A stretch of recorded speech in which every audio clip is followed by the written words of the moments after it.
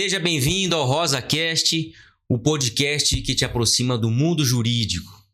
Hoje eu tenho a honra de receber um querido amigo e irmão, Marlon Ricardo Lima Chaves, advogado criminalista reconhecido e consolidado, especialmente no direito penal econômico, apesar de continuar tendo amor pelo Tribunal do Júri que ele permanece atendendo. Marlon, seja muito bem-vindo.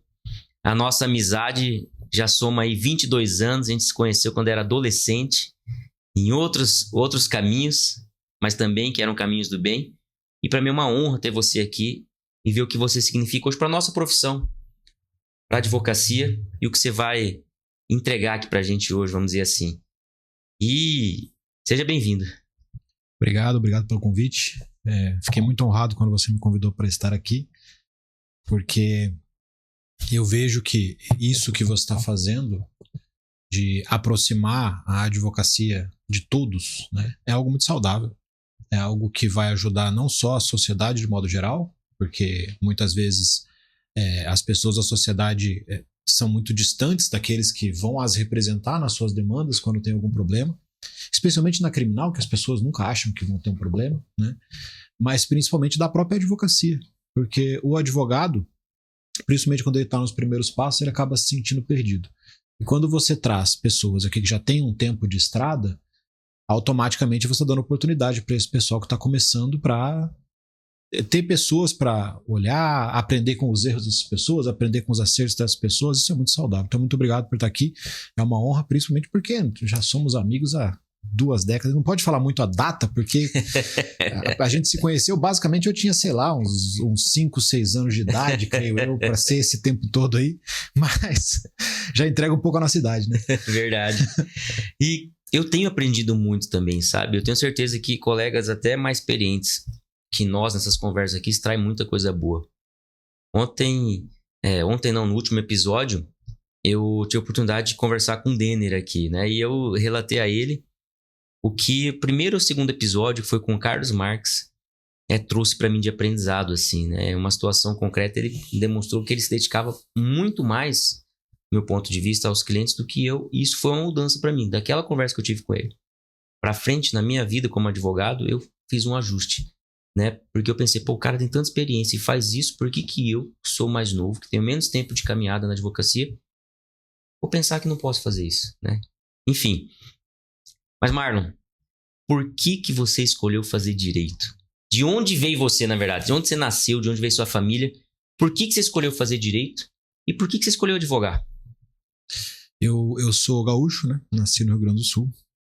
E meu pai é militar, aposentado, né? Então, eu sou daqueles frutos do exército ali como um todo, no sentido de que eu morei em vários locais do Brasil, né? Eu nasci no Rio Grande do Sul, meu pai foi transferido para Manaus, de Manaus ele veio aqui para Niuaque, que é uma cidade próxima a nós, e depois para Campo Grande. Aqui em Campo Grande eu tô, não sei bem quanto tempo, mas acho que desde 94, 95. Então aqui ele ficou. E aqui ele se aposentou. Meu pai se aposentou acho que no ano 2000, salvo engano. E quando meu pai se aposentou, ele já tinha formação em Direito e ele começou a advogar ali no ano 2000. E eu entrei na faculdade em 2002. Então, eu entrei na faculdade quase que com uma escolha que não foi feita por mim na época. Eu não tinha muito um objetivo de formação, mas acabei sendo levado a fazer direito pelo meu pai, que estava começando na advocacia naquela época e queria que eu fosse para esse caminho também. E foi isso. Eu acabei optando pelo direito, fiz o vestibular, passei, mas eu não tinha muita ideia do que era o direito. O direito acabou me conquistando durante a faculdade, porque antes eu não tinha... Eu tinha aquelas concepções que eu acho que todo mundo tem. Eu não gosto muito de matemática. Então, eu adoro computador, mas eu não gosto de matemática. Então, não tira a engenharia da história. Eu gosto muito de português, adoro história. Minha mãe é professora de geografia, foi professora do estado pela vida inteira. Então, eu sempre fui muito de humanas. Então, eu ia mais nessa lógica. Achava que eu ia me dar bem no direito por causa disso. Mas a matéria de direito em si, ela só passou a me conquistar durante a faculdade. Mas confesso que quando eu entrei na faculdade eu tinha intenção, creio que na época, hoje em dia, eu fui professor universitário por 13 anos, né? Então a gente sempre pergunta no começo dos anos o que aquela pessoa quer ser, qual o caminho que ela quer ir. E eu percebi durante esse período que no começo era sempre 90% concurso público. Depois foi começando a ter gente que queria ficar na advocacia, né? Depois a gente pode até conversar sobre o porquê que eu acredito que isso aconteceu. Mas eu tinha essa concepção, concurso público. Então eu queria fazer concurso público, carreira pública. Meu pai era militar aposentado, minha mãe era professora do estado. Então o caminho sempre foi esse, né? Você tem que ser concursado. E o direito sempre foi aquela faculdade que, na minha visão, naquele primeiro momento, abriria um leque mais amplo de possibilidades de se fazer um concurso público. Então o direito foi escolhido para mim, mas depois ele acabou me escolhendo num primeiro momento para concurso público e depois a advocacia também como uma coisa que não era uma opção de vida. Eu tinha a intenção, inclusive, de ser concursado, como eu disse, desde o começo, queria continuar nessa intenção. E ao final da faculdade, eu tinha um concurso em específico. Eu queria ser delegado de Polícia Federal. Esse era o meu concurso. Então eu passei no terceiro ano de faculdade ali a estudar. Eu no segundo ano de faculdade, eu entrei no quartel, fiz o NPOR. Então eu transferi do matutino para o noturno no segundo ano de faculdade. No segundo ano foi desperdiçado, porque o quartel sugava muito tempo. Eu ficava o dia inteiro no quartel, acordava muito cedo. Então eu colocava isso como muleta para não me dedicar à faculdade, mas depois eu passei a me dedicar. Quando eu saí do quartel, eu passei a me dedicar já pensando no concurso. Então eu chegava em casa por volta de 11 horas da noite ali. Aí eu ia estudar, porque eu sempre gostei de estudar à noite, estudava até 1, 2 da manhã para concurso. Só que o concurso que eu queria, que era delegado federal, ele simplesmente não saiu. O pessoal que vive esse mundo de concurso deve até entender do que eu estou falando. O concurso foi aprovado, o concurso vai ter não sei quantas vagas, e ficava nessa. Aí eu saí da faculdade, eu me formei em 2007, né? E eu terminei a faculdade e eu fiquei nessa, vou fazer concurso, não vou fazer concurso, vou fazer o concurso. E ali em 2008 eu percebi que se fosse aparecer o concurso ia demorar, né? Se eu não estou enganado, inclusive, esse concurso ele foi acontecer em 2012. Então eu cheguei em 2008 e falei, eu preciso fazer uma coisa da vida, né? Não dá pra eu ficar estagiando aqui para sempre, né? Aí eu fiz o AB, passei, e aí dali para frente a advocacia, eu nem cheguei a fazer o concurso público, a advocacia me fisgou ali no meio do caminho e nem o concurso para o qual eu estava estudando eu cheguei a prestar a prova, não cheguei nessa fase. Mas por que foi para a área penal? O que aconteceu? A vida que te colocou alguns clientes? Ou você... Bem, você já pensava em ser delegado da Polícia Federal, né? Ou de alguma maneira você já estava olhando para esse lugar. Mas como que foi isso no início? Eu gostava do direito penal, mas eu não tinha intenção nenhuma de ser advogado criminalista. Tanto que a minha prova da ordem eu fiz em trabalhista. Eu tinha intenção de ganhar dinheiro. Naquela onda de que trabalhista era mais fácil. Você não se deu mal com isso? 4 Pro, não. Muita gente se deu mal com isso, hein? Na prova seguinte, salvo engano, na minha época, eu não vou lembrar agora porque foi muito tempo, né? Mas era inicial, contestação, recurso ordinário e recurso de revista. Salvo engano, eram essas 4 pés que caíam. Pelo menos era o que falava pra gente, né? E numa prova, na sequência ali, na segunda ou terceira prova depois, era CESP, né? Porque eu fiz o OAB ainda. Teve uma, salvo enganação de consignação em pagamento. E acho que rodou metade porque saiu dessas 4 aqui, rodou todo mundo. Mas a minha intenção era ser um advogado trabalhista porque eu estava com a intenção ainda de ser concursado. Eu falei, vou fazer o exame da ordem para ter alguma coisa para ganhar dinheiro, para sobreviver até o momento do meu concurso chegar. Só que eu gostava muito de penal. Nessa época, um nosso amigo, Rodrigo, né, ele já estava junto com o tio dele, que era advogado, para começar na advocacia. Então ele ainda não estava advogando, ele estava junto, mas a intenção era todo mundo advogar junto quando ele tirasse o AB, né? E surgiu um cliente criminal em Brasília. E o tio dele não atendia, não queria fazer criminal. E eu tinha acabado de pegar o AB. Eu lembro, eu estava em Aquidauana, meu primo tinha vindo de morar em Aquidauana, meu afilhado tinha nascido, então eu comecei dando aula na Federal como professor de Direito Ambiental. Eu fui professor voluntário da Universidade Federal por 10 anos, né? Então eu comecei para tentar entrar, porque eu queria dar aula lá de graça mesmo, eu entrei como ambiental em Aquidauana para o curso de Geografia. Nossa, cara, que esforço, você queria mesmo isso? Eu queria muito. Aí eu falei, se eu estiver lá dentro vai ser mais fácil de eu cair na minha área, que eu queria dar aula de penal, né? Então eu ia pra lá todo sábado. E eu tinha um afiliado lá que tinha acabado de nascer, então eu ia lá, dava aula, almoçava com eles e vinha embora. E eu me lembro Você que... dava aula aos sábados. Sábado de manhã. Eu saía daqui às 5 e pouco para dar aula lá às 7 e pouco. Dava uma aula ali de 2 horas. Aí eu almoçava e vim embora. Como professor voluntário. Como professor voluntário. Durante os 6 meses. Foi isso. Aí eu já consegui vir para Campo Grande dando aula na minha área, que era o penal, que eu fiquei o resto dos 10 anos. Meu colega me ligou, né? O Rodrigo me ligou e falou: Marlon, olha, tem um cliente que ele foi preso aqui em Campo Grande, foi transferido para Brasília, o processo é criminal, eu sei que você gosta de penal, o que você acha? Só que tem que ir para Brasília. Eu falei com a minha namorada à época, né? Hoje minha esposa.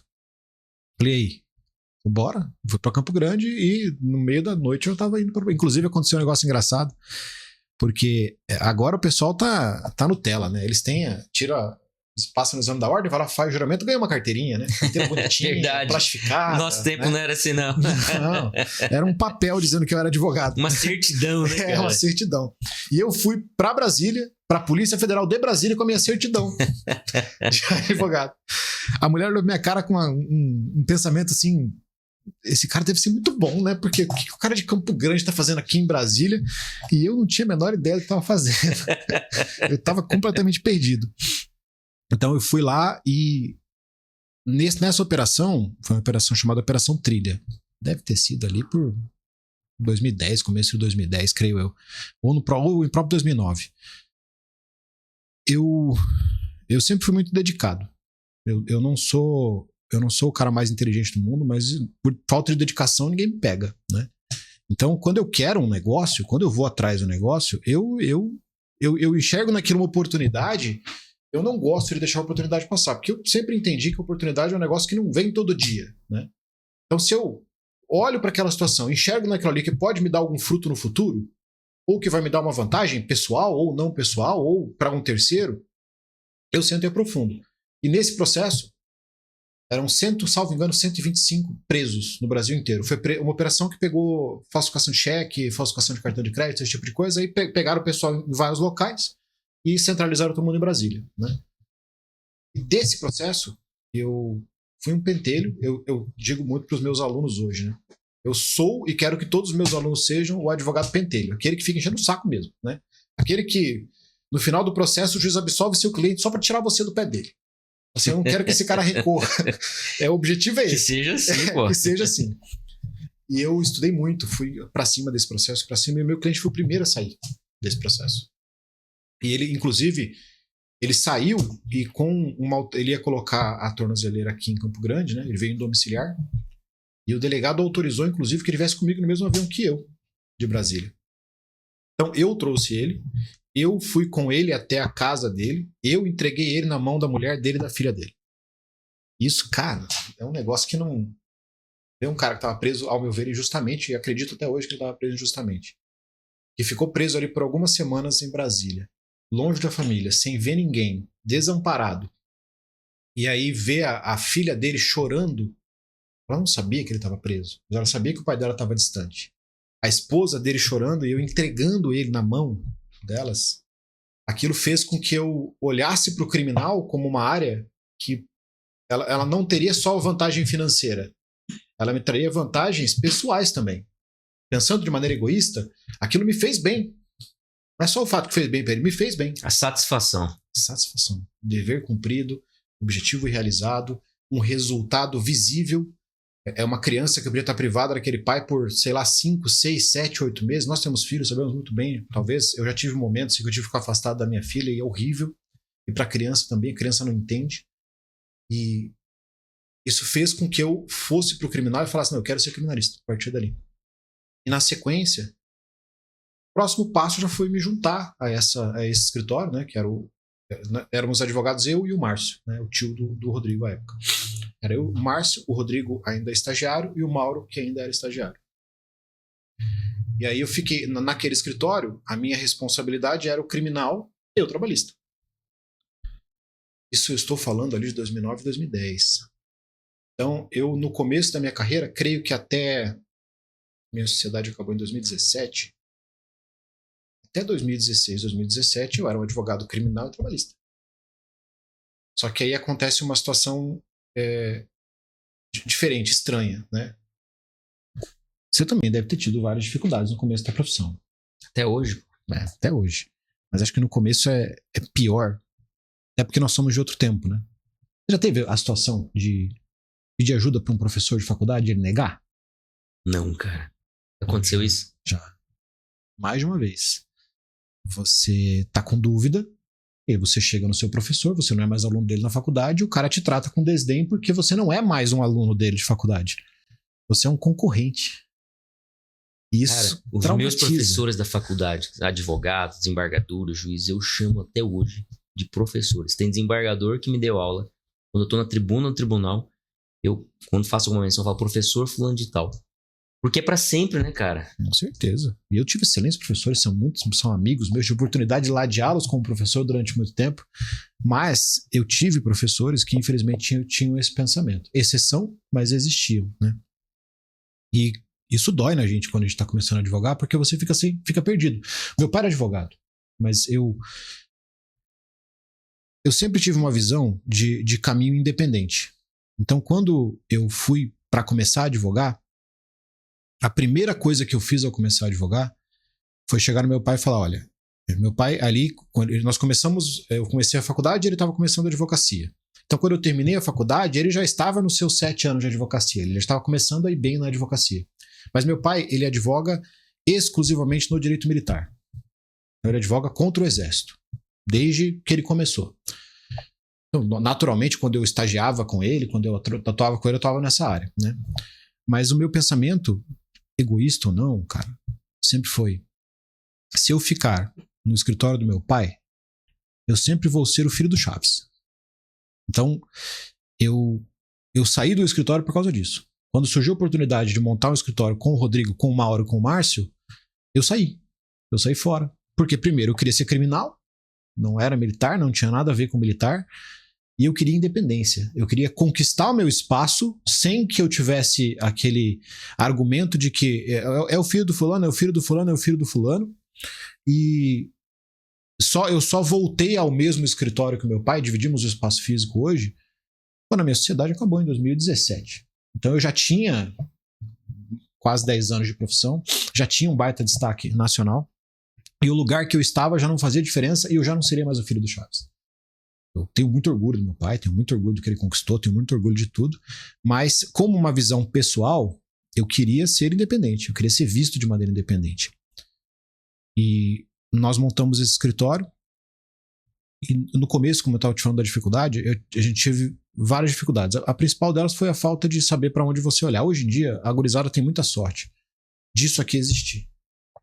De pessoas como você existirem, pessoas como eu existirem, que estão abertas a não ter a visão de uma advocacia como uma advocacia fechada, e sim como uma advocacia colaborativa, e que entendem que você ajudar o próximo, ajudar o advogado que está do outro lado, não vai prejudicar. Eu sempre digo, eu falo isso muito, eu falo assim, eu entendo que uma advocacia forte é formada por advogados fortes.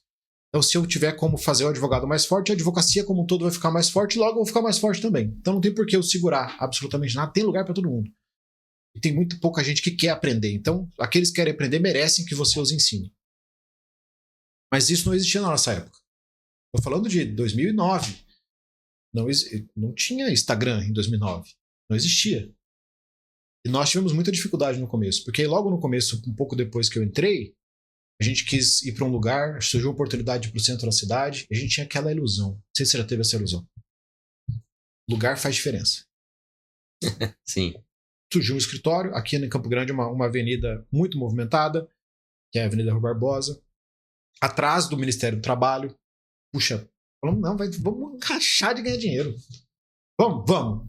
Aí a gente foi, só que era um prédio muito velho, quase para ser tombado. Inclusive a nossa obra de reforma era feita à noite, porque tinha-se medo de que não ia ter autorização de reforma.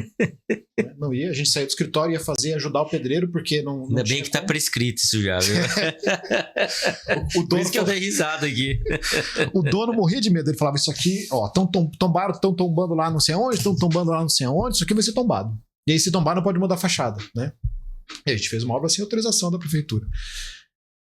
Para que a prefeitura não percebesse, a gente ia à noite. Só que à noite você não acha pedreiro e servente pedreiro. Então a gente tinha um pedreiro que não tinha servente. Para que a coisa andasse, íamos eu, o Rodrigo e o Mauro, depois o Anderson, que foi nosso sócio também. pra lá à noite pra fazer massa, pra quebrar, pra arrancar piso, pra fazer tudo que era braçal. Eu não precisava de inteligência pra fazer ali, porque a gente não entende nada. Eu até hoje não entendo nada do serviço de um pedreiro, que, porra, o cara sabe o que tá fazendo, eu não sei, né? A gente ia fazer o básico, quebrar parede, fazer essas coisas. Eu me cortei inteiro. Lá tinha o prédio era tão velho que os canos eram de cobre do banheiro. Caramba. É o centro ali, né, cara? E os azulejos eram colados com cimento. Então você não tira um azulejo inteiro, você racha o azulejo inteiro. E azulejo é um objeto cortante gigantesco. Você vai lá, você martela aquele negócio, ele picota em uns pedacinhos assim, que ele vai te cortando inteiro. Inclusive eu perdi todas as fotos disso, cara. Eu já tentei resgatar as fotos disso e não consegui achar. Se alguém tiver por aí, vai que tem. Tomara. Já pedi pros meus sócios, eles não tinham. Algum familiar deles vai ter, vai te mandar. Aí, só que essa obra, nós éramos novatos. E precisa de dinheiro para fazer uma obra. E ninguém tinha dinheiro. Eu tinha mais crédito, porque eu já estava advogando. E como naquela época não se pensava em ter pessoa jurídica, era um negócio muito distante, o dinheiro do escritório, tudo que ganhava, passava pela minha conta bancária. Então, naturalmente, o banco achava que eu ganhava muito mais do que eu ganhava, né? Eu tinha crédito. A gente terminou aquela obra, cara, comigo devendo mais, naquela época, eu tô falando de 2010, 50 mil reais mais ou menos pro Bradesco. Devendo até as cuecas. E não é devendo 50. Hoje, se eu dever 50 mil reais, cara, felizmente tô numa posição legal, tranquilo. Se em 2009, 2010, dever 50 mil reais era um negócio que eu não tinha a menor ideia de como que eu ia pagar. Desesperador. Não tinha a menor ideia. 9 ali, a minha filha nasceu em 2010.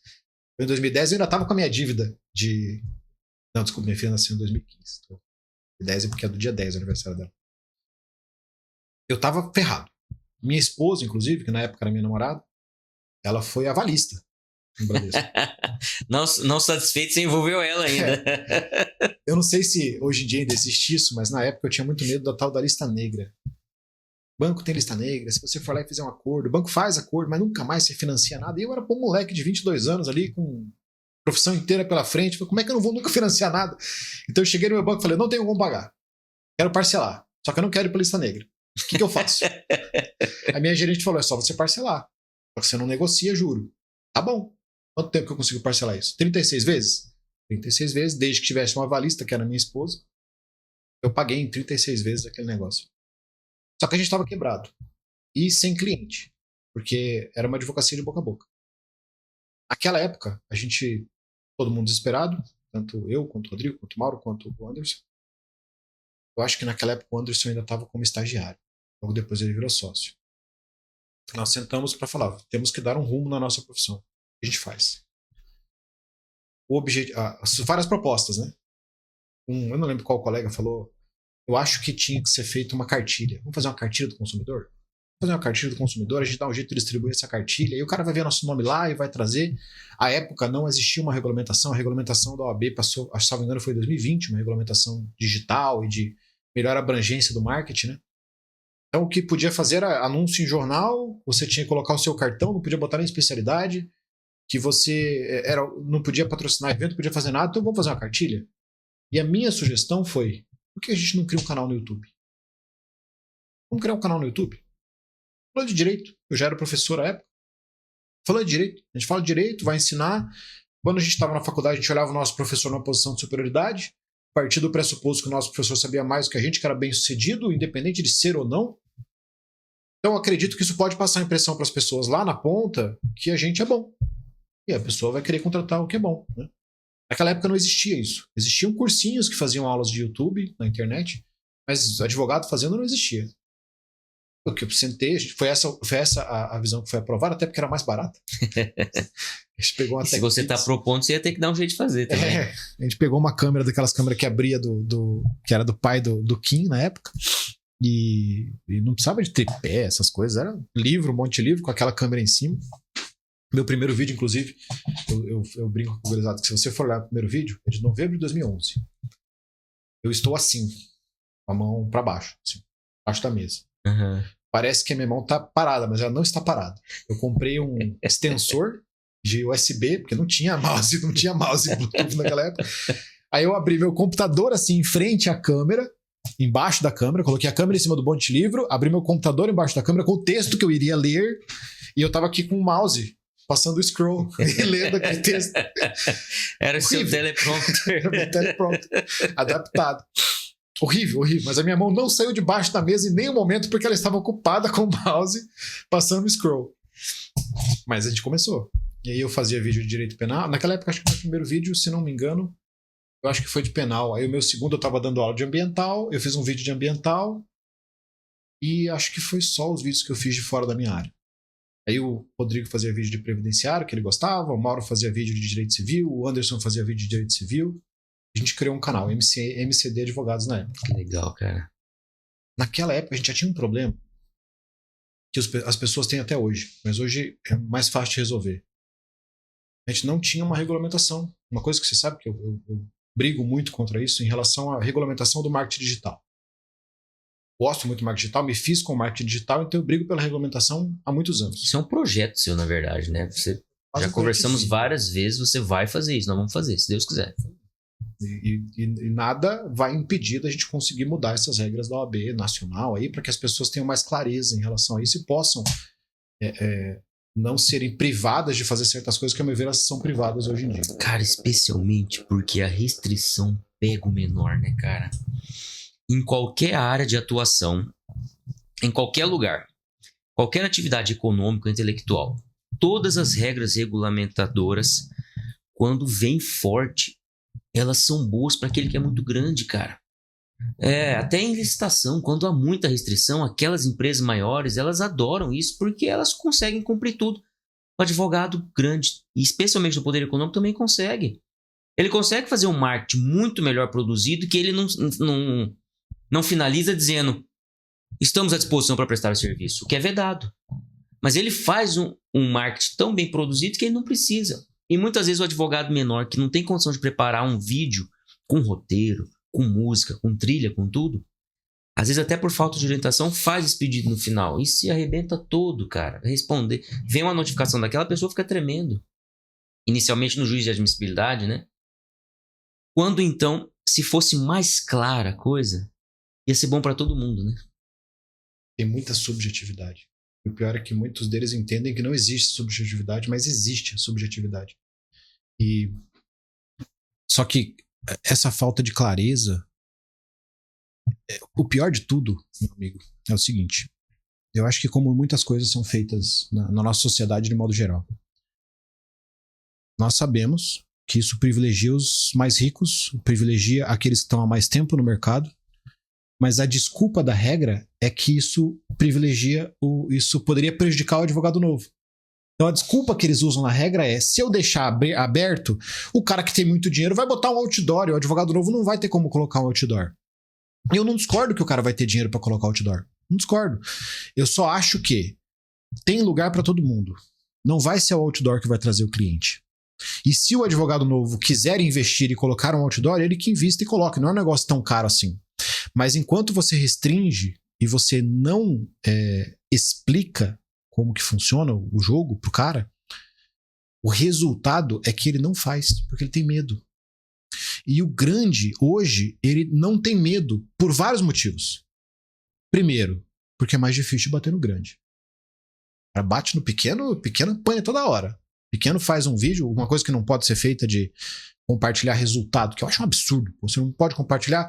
Se você, o boca a boca funciona com resultado, então vai proibir o boca a boca também, porque o cara não pode falar no Instagram dele que ele ganhou uma causa, que ele conseguiu alguma coisa. Mas se o grande coloca, e às vezes, vou pegar o meu exemplo, não posso dar exemplo dos outros, né?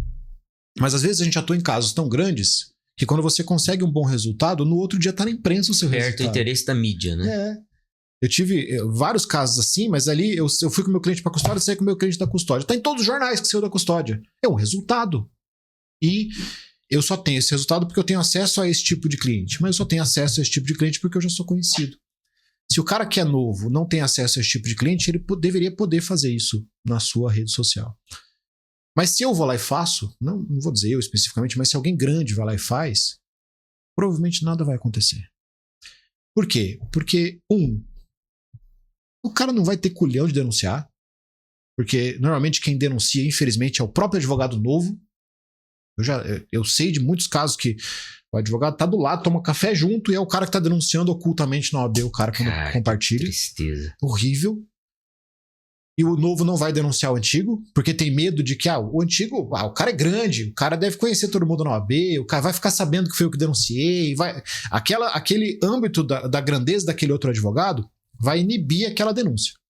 Então, um ponto, ele vai infringir a regra e não vai ser denunciado.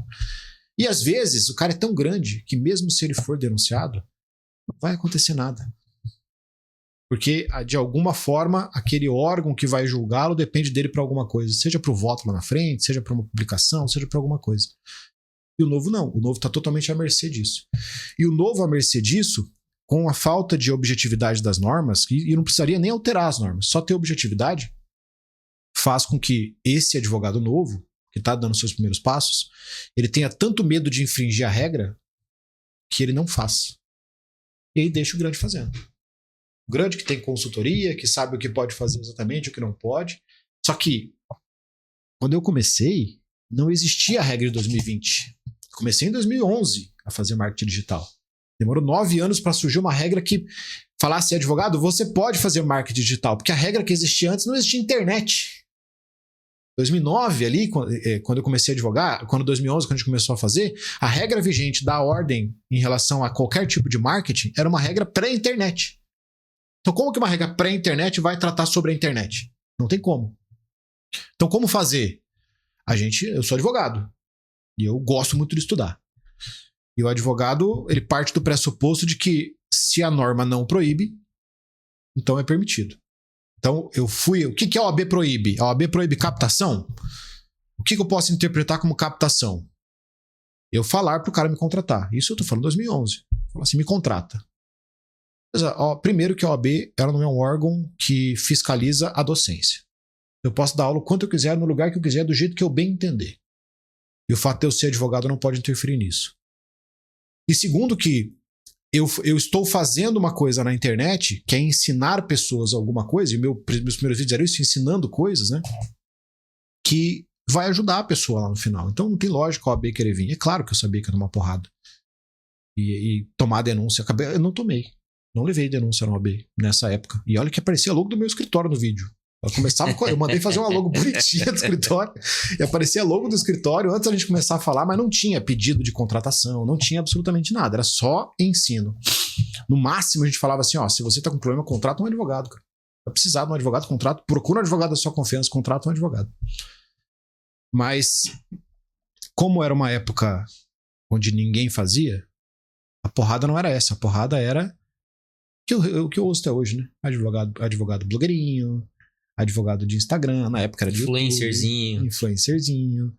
É natural que quando o mais antigo vai perdendo espaço, que ele vá tentando cortar, podar para que aquele espaço não seja tomado. Ele não quer ocupar aquele espaço, porque ele não quer botar a cara dele e fazer um vídeo, mas ao mesmo tempo ele não quer que outros façam.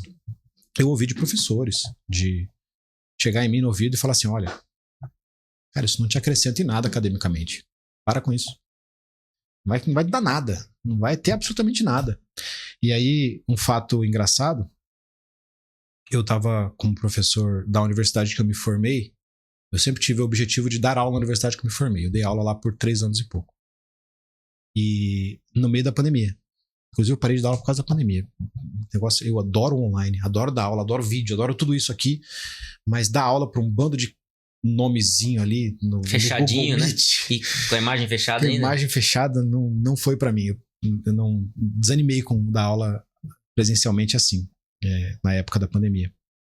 E quando teve a época da pandemia, eu me lembro claramente 2 coisas. Primeiro, a universidade que eu dei aula sempre tinha reunião no começo com os alunos. E ela criou eu não lembro qual que era o mecanismo, mas acho que, salvo engano, era um mecanismo de trilhas. Então você podia fazer direito, porém você poderia fazer matérias em outros cursos. E aí, por exemplo, tinha uma trilha que envolvia o digital. E na hora que falaram lá no online, da trilha do digital, do influencer, todos que estavam ali, os professores, viraram para mim. Com aquela cara tipo, o blogueirinho com certeza faria essa trilha. E faria mesmo, se eu pudesse na época. Fazer uma aula de fotografia, um negócio ali que eu não tinha noção nenhuma. Só que quando eu dava aula ali, as mesmas pessoas que chegaram em mim lá no começo, que eu tive a sorte de dar aula com os caras que foram meus professores, né? As pessoas que chegaram em mim no começo e disseram isso aqui não vai dar nada, foram as mesmas pessoas que quando eu voltei para dar aula vieram me perguntar se deu alguma coisa. E como que faz? E são pessoas que hoje em dia estão tentando fazer. E quando lá estourou a pandemia que tinha que dar aula digital, alguém sabia operar uma câmera? Quem era o único cara que sabia operar uma câmera, como que usava o Google Meet, como que gravava uma aula, como que fazia, como que você colocava um mapa mental do lado para você poder dar aula. Então quem teve que prestar assessoria ali fui eu. Você passou de blogueirinho a diretor da faculdade. Diretor de assuntos tecnológicos, né, da universidade. Mas o que aconteceu engraçado foi isso. O cara chegar em mim no começo, assim, no primeiro dia que eu tava dando aula, chegar em mim no meu ouvido e falar, olha, deu certo, cara. Deu. Mas dessa vez perguntando, te levando a sério, né, Marlon? Exatamente, porque a segunda pergunta é, assim que saiu, deu, como que faz? Só que, nesse caso, com 10 anos de atraso, né? Porque eu comecei em 2011, eu fui dar aula ali, eu acho que era em 2000 e... salvo engano, foi 2020 ou 2019 que eu comecei a dar aula ali, porque eu peguei a pandemia no meio do caminho, já atrasados. E gente que hoje em dia começou a tentar fazer, mas não desenrolou. Só que esse marketing, que não era marketing, que era uma tentativa de se mostrar para as pessoas como alguém que sabia o que estava fazendo, tentando, testando. Eu já fiz até música na internet.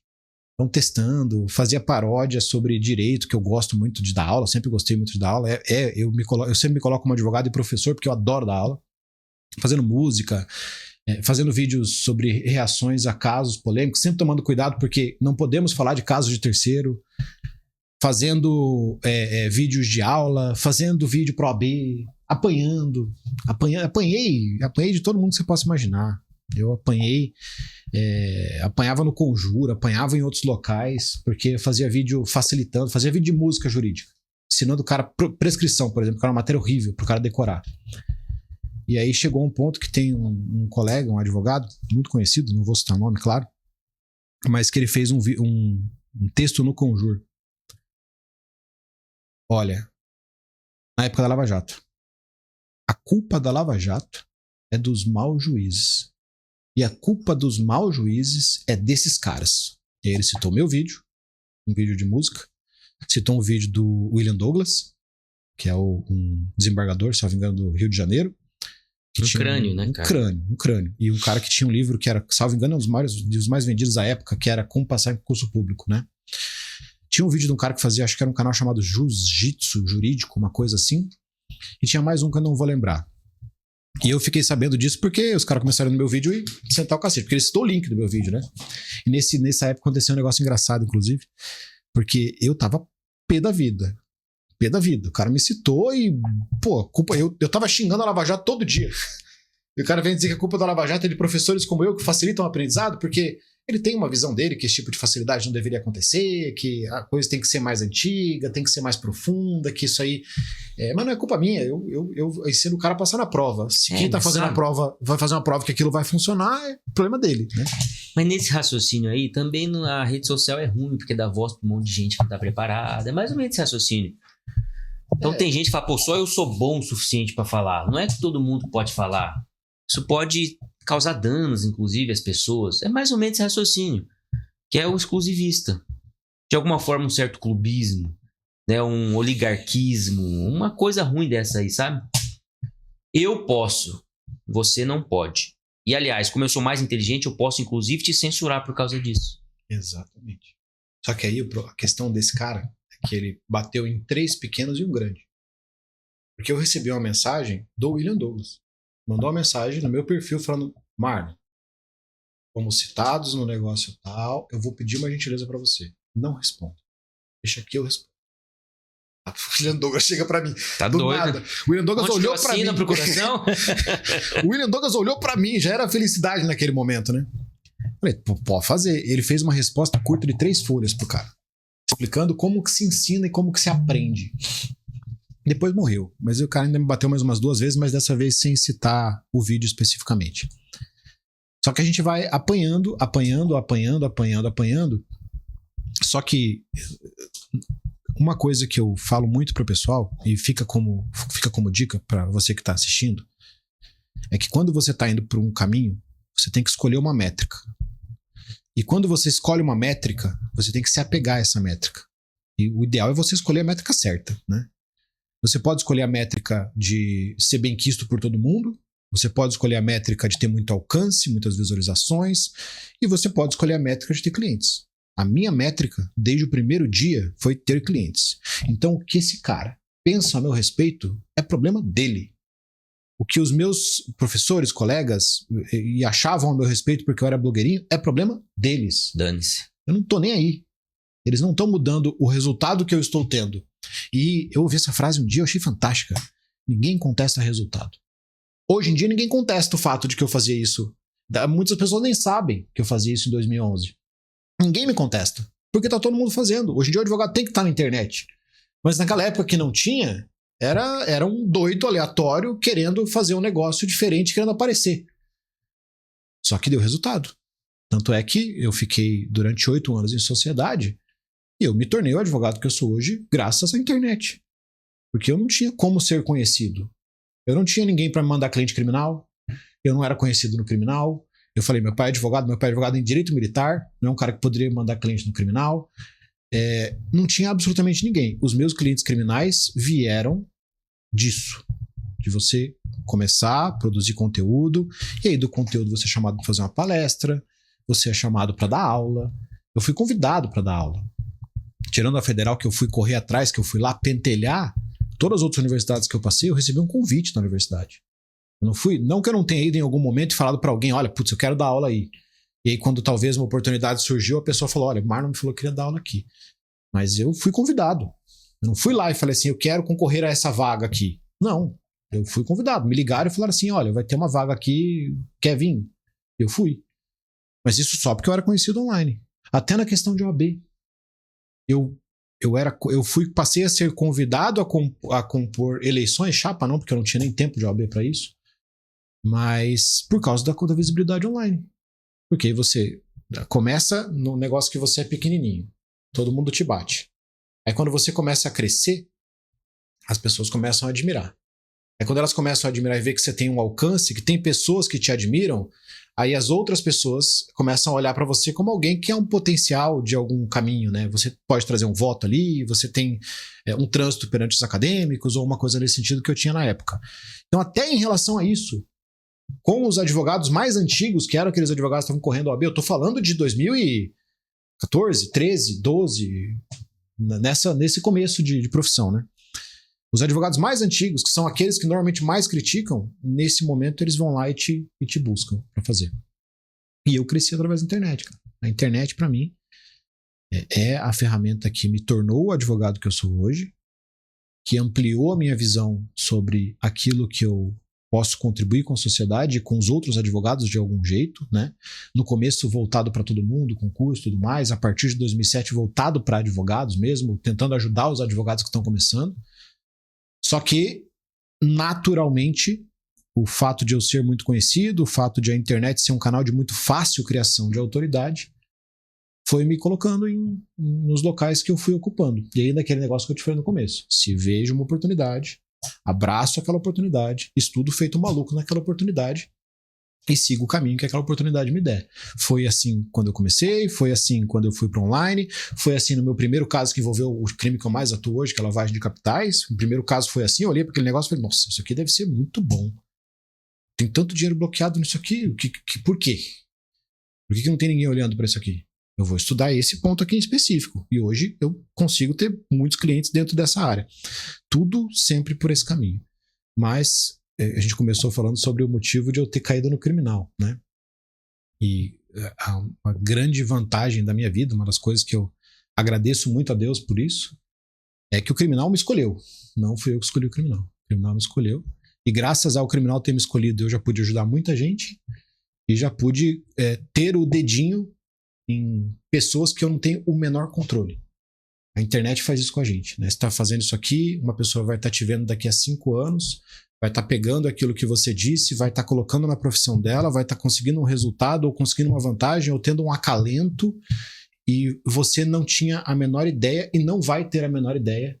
E talvez um dia alguém chegue em você e fale, puxa vida, olha, eu comecei porque você estava fazendo isso, eu me inspirei em você de algum jeito, ou eu assisti o seu júri na internet e falei, cara, eu peguei aquela tese e absolvi um cliente. Então você joga muitas sementes no mundo, sementes que você não sabe onde estão, que você não controla, mas que sementes dão frutos, dão outras sementes, e isso vai criando um grande círculo de bondade. E eu acredito muito que se você faz bondade, você vai colher bondade. Então, tudo que eu conquistei não é só porque eu sou bom no que eu faço, mas é porque eu ajudo muita gente. E isso, naturalmente, de alguma forma, vai retornar para mim. Então, ajudar sempre vai retornar para você de algum jeito, não tem jeito. E o serviço, né, te faz mais forte, né? Você fazer algo pelo próximo. Custe o que custar em termos de desgaste, de cansaço, né? Isso te fortalece, né, cara? Às vezes você tá numa dificuldade pessoal, familiar, forte, mas você tem tanta coisa para resolver no trabalho, com amigos, ou com gente de fora, ou mesmo com aquele próprio ente familiar querido ali que tá sofrendo, que você começa a servir, começa a trabalhar, e isso te fortalece. Faz você não entregar os pontos, né? Toda vez que você age olhando para fora, olhando em direção a alguém, você fica mais forte, né? É incrível como isso acontece. Quer dizer, é óbvio que lá atrás você estava buscando um meio de viabilizar uma advocacia consolidada. Você estava buscando, então, suprir suas necessidades e estruturar a sua vida, da sua esposa, da sua família. Mas para chegar nisso, você começou a servir aos outros, né? Abertamente, sem estar recebendo naquele momento, imediatamente, alguma recompensa financeira ou qualquer que seja. Você começou a produzir conteúdo. Você nem sabia quem ia te assistir. Mas você fez isso, né? Acho que aqui muita gente que critica o digital não tem a capacidade de enxergar. É óbvio que hoje o Marlon Ricardo, advogado que ganha muito dinheiro, que tem muitos clientes no direito penal econômico, na lavagem de capitais, na defesa dessas pessoas diante do Estado, que quer punir, que quer investigar, né, na garantia do devido processo legal e tudo mais. É óbvio que em algum momento você estava olhando para fora. Você estava servindo ao próximo. A consequência foi você chegar onde chegou. E você falava como que a rede social é uma oportunidade das pessoas enxergarem que algo que talvez não pudessem enxergar antigamente. Ela foi um canal de multiplicação, né, dessa virtude, né, que é você servir ao próximo. Você falou, eu quero voltar logo mais. Nós paramos quando você abriu o YouTube e começou a produzir o conteúdo com os seus sócios na época. Você produzia ambiental. Um cara que dava aula de ambiental, que queria advogar no trabalhista para conseguir sustentar os seus estudos para ser delegado federal. 3 coisas diferentes. Sua vida encaminhou para um lado totalmente diferente. Eu quero saber como aconteceu isso. Mas antes, você falou muita coisa aqui que eu acho muito interessante. Tudo o que é novo incomoda de alguma forma, né? E também aquele que está enfrentando. É difícil, é doloroso, né? Você foi dar aula antes, em algum momento antes, você nunca tinha dado aula. Foi ruim você entrar numa sala de aula. Era algo diferente, né? Então, acho que o principal na vida, em relação às coisas novas, é o modo como a gente age diante delas. Muitas pessoas acabam tirando sarro. Muitas vezes a pessoa que... tem gente que chama de passivo-agressivo. Aquelas piadinhas que na verdade são agressão. E, infelizmente, manifestação de passivo-agressivo acontece muito dentro de casa, ou em relação de amizade, ou em relação profissional próxima. No seu caso, na universidade que você mencionou. Uma pessoa solta uma piadinha porque na verdade ela está te criticando. Ou porque ela não sabe não está sabendo lidar, na verdade, com aquela coisa nova. Ou sente alguma inveja, ou se sente menor e precisa, né? Algumas vezes na vida em que eu fui muito duro com algum amigo meu é porque eu estava me sentindo por baixo. E depois eu ia conversar, cara, me desculpa. Eu me senti inferior. E elevei o tom de voz. E fiz uma crítica muito, muito ácida, né? As coisas novas incomodam, então. Hoje, o professor Silvio Venosa, um dos maiores civilistas da história do nosso país, é um dos maiores produtores de conteúdo da internet. Professor Silvio de Salve Venosa, cara. Os livros que a gente estava na faculdade. Alguém vai dizer que as pessoas que estão na internet, talvez para alguns mais velhos sirva hoje, Eles vão dizer que quem produz conteúdo na internet não tem o que oferecer, está se aventurando? É óbvio que vocês estão mostrando isso há muito tempo que não é. Mas é uma cereja no bolo, né? Silvio Venosa produzindo conteúdo, né? Professor Ives Gandra da Silva Martins produzindo conteúdo aos 92 anos. Na internet. Enfim, essa é uma realidade. Muitas vezes também você falou timidez, de vergonha, né? Pra mim hoje, claramente, quando a gente tá com vergonha de algo ou timidez, de alguma forma, cara, é arrogância. Nossa. Ou timidez é arrogância, vergonha é arrogância. É na medida em que você tá preocupado, muito preocupado, na verdade, com o que a outra pessoa vai pensar de você.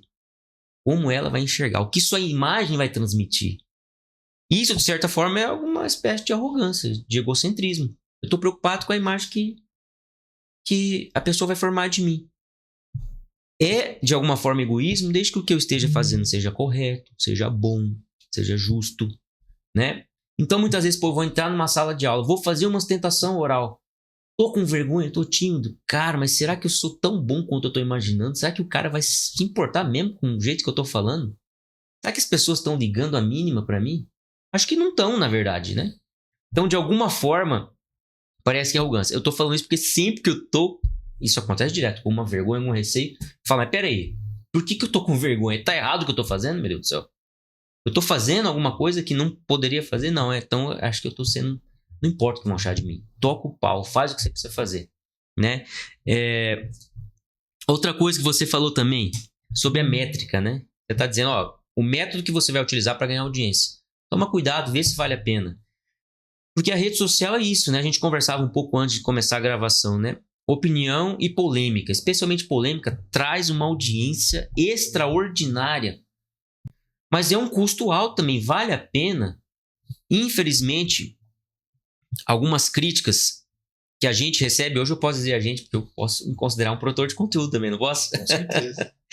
A gente recebe de quem não produz conteúdo ou de quem não consome e não acredita nesse tipo de conteúdo, a gente recebe muitas críticas às vezes porque alguns conteúdos são abusivos na geração de polêmica mesmo. Especialmente no nosso caso de advogados, geralmente essa polêmica abusiva é quando nós, advogados, na atuação, expomos alguma autoridade desnecessariamente nas redes sociais. Ou criamos uma situação de confronto para gerar discussão mesmo, para gerar audiência. Isso eu acho errado. E óbvio que eu não estou falando de nenhum caso concreto que nem me vem à cabeça agora.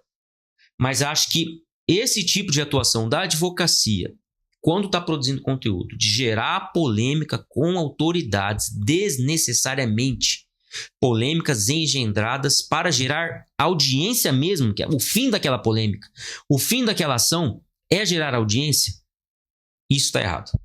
Isso acontece muito. E isso acaba impingindo essa imagem negativa, equivocada, para toda a classe de advogados ou para toda a classe de pessoas que produzem conteúdo. E eu vejo isso acontecendo com constância. Porque, de alguma forma, hoje, ainda mais hoje, a música, as coisas mais extrovertidas, mais excêntricas, vamos dizer assim, elas estão no devido lugar. As pessoas entendem que na rede social, que você tem uma caixinha desse tamanho, as pessoas estão nos assistindo num celular ou numa tela de computador, uma tela minúscula. Então, alguma excentricidade, algum tom de voz mais alto, alguma gargalhada, algum palavrão faz parte desse meio de comunicação. Que, aliás, é aquele que a pessoa vai atrás, a pessoa pede para nos assistir, porque ela pega e clica no botão. Não é a TV que você liga e tá lá algum programa que não foi você que escolheu, é o que tá lá mesmo, né? Então isso faz parte. Agora o problema para mim são as polêmicas desnecessárias com autoridades e entre colegas. Na verdade é um desrespeito. Você cria uma situação de desrespeito para gerar audiência. Eu acho que em algum momento isso vai saturar também. E mesmo quem consome audiência vai começar a perceber que esse tipo de polêmica não é legal. E às vezes até perca um pouco de interesse, vamos dizer assim, em consumir esse tipo de conteúdo. O que você acha disso? Um adendo. Eu acho que o marketing está em construção. É uma coisa que a gente não tem como definir ainda. E eu me coloco na posição de autocrítica. Eu já fui, por exemplo, um cara extremamente crítico a qualquer conteúdo jurídico engraçadinho. A gente chamava de dancinha, né? Dancinha, eu chamava de conteúdo de dancinha. Porque eu produzo um conteúdo sério. E eu não pretendo produzir um conteúdo desse. É um conteúdo que dá muito alcance. Você botar musiquinha, você falar frases polêmicas, você colocar uma música de fundo e você colocar uma frase ali e produzir muito conteúdo, vai trazer muita gente. Ou às vezes fazer coisa engraçadinha mesmo, né? Brincadeira, se fazendo estagiário, coisas corriqueiras.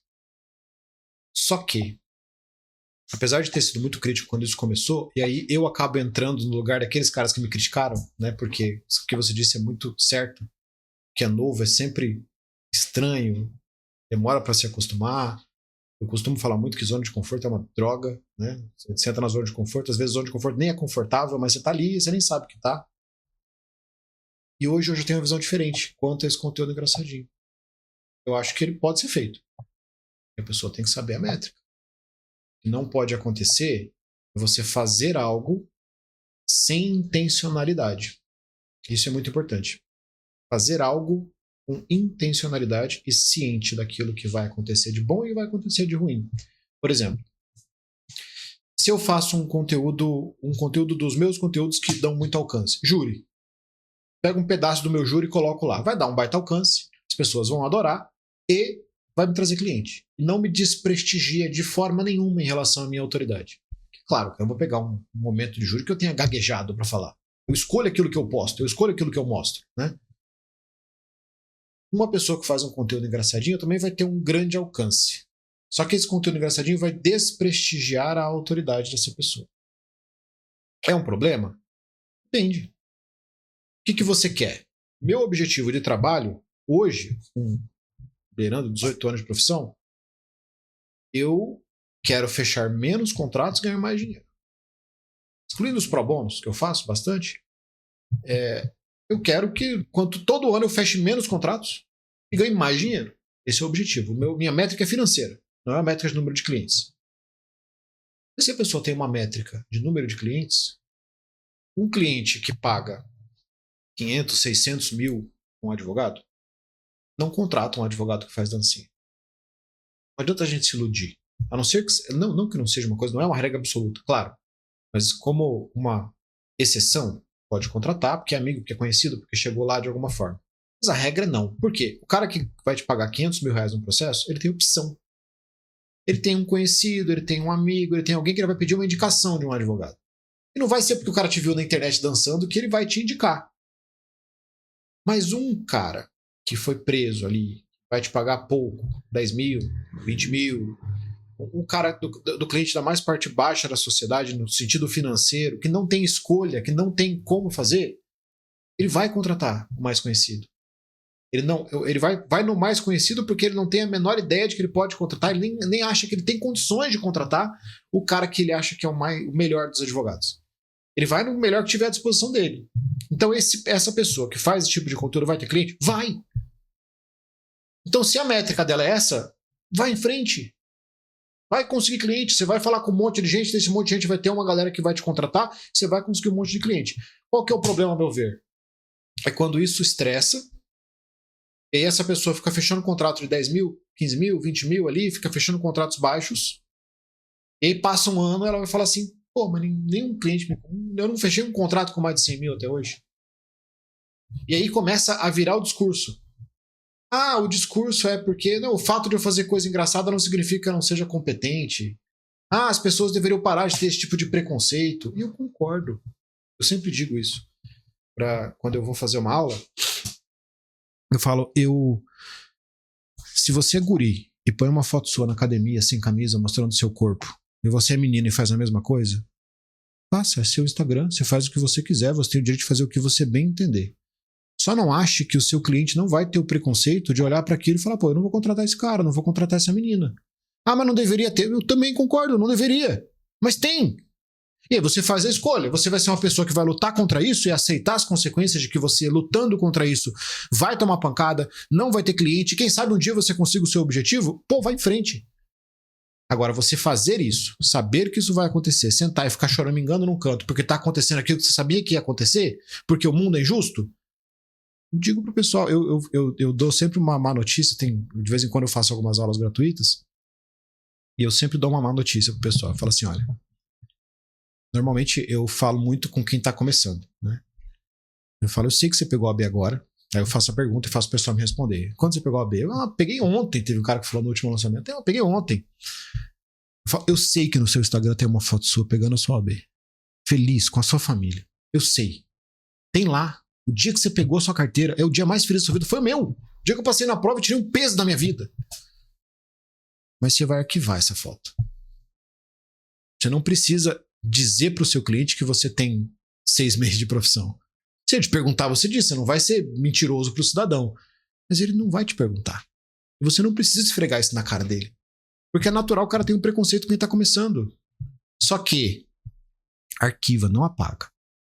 Porque se você fizer tudo certinho e você conseguir se destacar, daqui a pouco você mostra. Porque quando você pegou a AB hoje, amanhã as pessoas vão te olhar como um advogado ruim.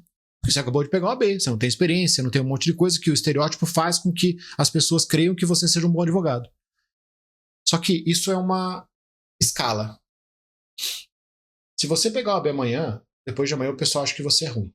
Se você fizer o que tem que fazer, produzir conteúdo, se destacar, se mostrar uma pessoa e conseguir em 6 meses estar aqui em cima, o fato de você ter começado há 6 meses deixa de ser um problema e passa a ser uma coisa boa. A pessoa vai parar de dizer, olha, mas ele começou ontem. E vai dizer, nossa, esse cara tem menos de 5 anos de profissão e já tá aí. Aí você pega aquela foto e você coloca publicamente. Então, logicamente que o pessoal fica pé da vida. Eu nunca tinha pensado nisso, Mário. Você tá certo, cara. Não adianta, é preconceito. Eu quero ser contratado. Então, meu perfil na internet é um perfil de quem não é voltado para qualquer pessoa que está me assistindo. Ele é voltado para a pessoa que vai me contratar. É ele que tem que me admirar, é ele que tem que me ver como um bom advogado, é ele que tem que querer me contratar. Se o cara que não vai me contratar não me vê como um bom advogado, não me admira, ou acha que eu sou um péssimo blogueirinho, o problema é dele. Ele já não ia me contratar.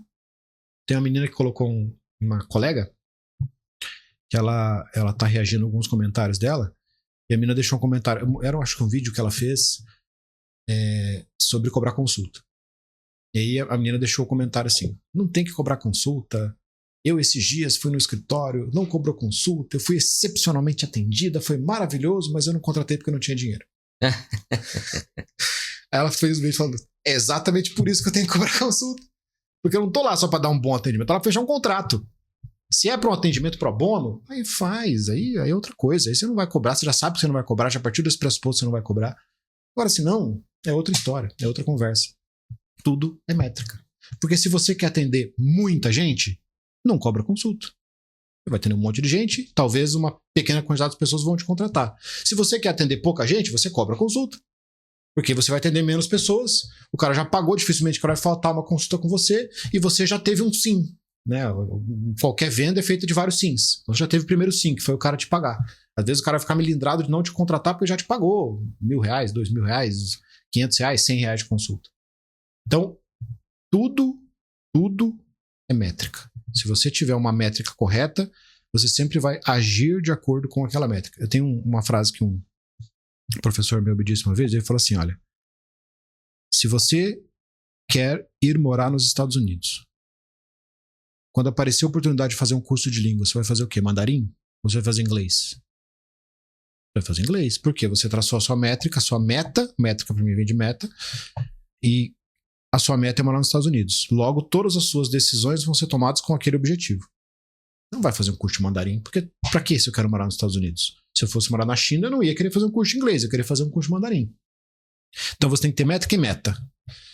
Se você tiver esses dois aqui, e tiver esses dois de verdade, porque quando eu falo métrica e meta, não é você, eu quero. E aí você não faz nada pra você conseguir aquele objetivo. Né? Eu tô falando, é querer e ir atrás. Todo o caminho vai ficar mais fácil. Porque aí todas as decisões que você vai tomar vão ser dentro disso, você vai deixar de se importar com as outras coisas. Por exemplo, casos polêmicos. Eu sou criminalista. A gente estava falando aqui agora.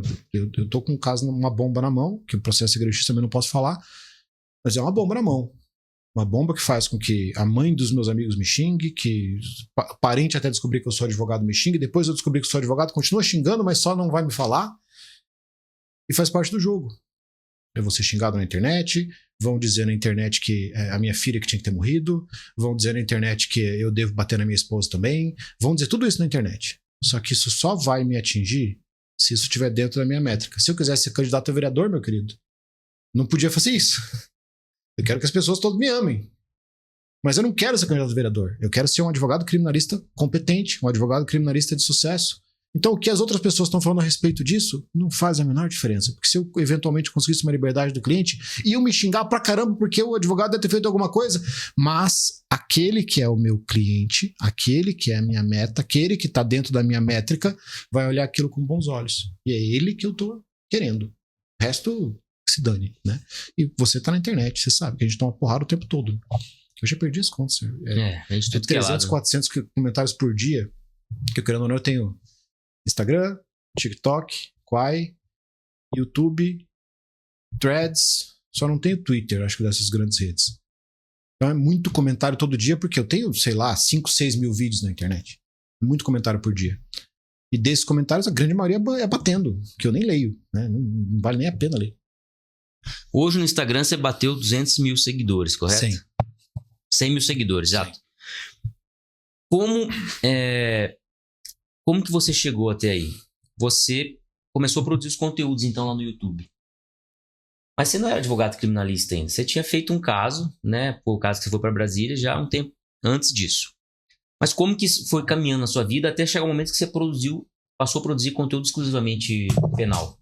Na verdade, quando eu comecei a produzir conteúdo, eu estava dando aula de ambiental. Eu produzi um conteúdo de ambiental, mas eu já estava focado no criminal. Sim. Inclusive, uma coisa que eu falei para você que eu até 2017 eu era advogado criminal e trabalhista. O trabalhista não era uma coisa que eu buscava cliente, mas era uma coisa que o meu escritório fazia a direito empresarial. A empresa tem demanda trabalhista. E quem que foi o mané do escritório que fez prova em trabalhista? Então eu. Como a demanda criminal é menor, tem menos prazo, menos coisas, eu tinha que fazer o criminal trabalhista. Mas acontecia um fato legal, que eu sempre fui da visão e continuo tendo até hoje, que você pode fazer quantas horas você quiser. Você, enquanto está começando na advocacia, eu fiz separação, eu fiz alimentos, eu fiz de tudo que você puder imaginar. Eu fiz trabalhista por 8 anos. Mas se alguém me encontrasse na Justiça do Trabalho, assustava. Porque eu nunca produzi um conteúdo de trabalhista. Nunca foi meu objetivo ser um advogado trabalhista. Eu era porque não tinha escolha. Que era do escritório, sobrou para mim o trabalhista. Eu sempre fui Marlon, advogado criminalista. Marlon só produz conteúdo de criminal.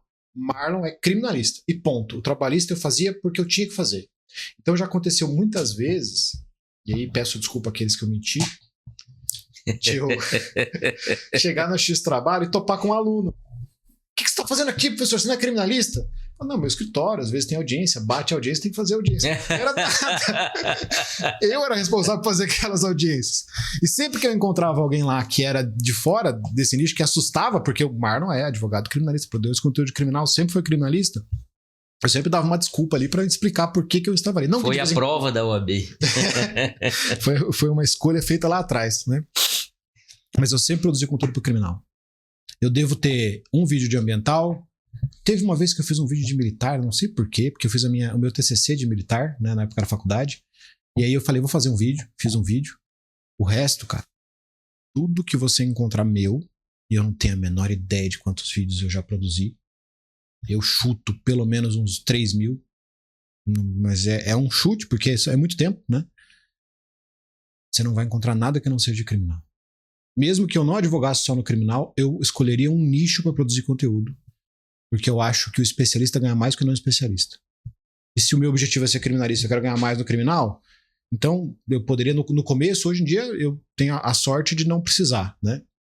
Mas no começo, se brotasse uma coisa de outra área, eu fazia também. Manda bala. Hoje em dia eu não sei nem fazer. Eu tenho a sorte de... O Código de Processo Civil de 2015 nasceu, eu já era advogado criminalista.